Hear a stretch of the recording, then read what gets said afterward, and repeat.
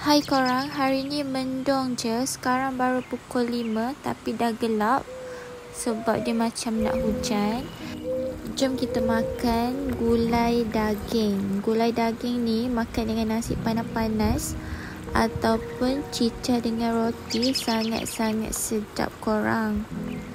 Hujan-hujan korang patut try buat gulai daging, okay? Next kita ada bubur pulut hitam. Bubur pulut hitam ni favourite. Dan juga kuah santan.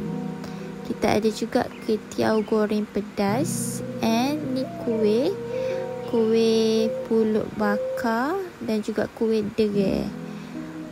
Okay, jom kita makan bubur pulut hitam dan juga kuah santan. Sangat sedap sebab dia lemak-lemak manis. Okay, thank you guys. Thanks for watching. Jangan lupa untuk like, share and subscribe to my YouTube channel. Bye.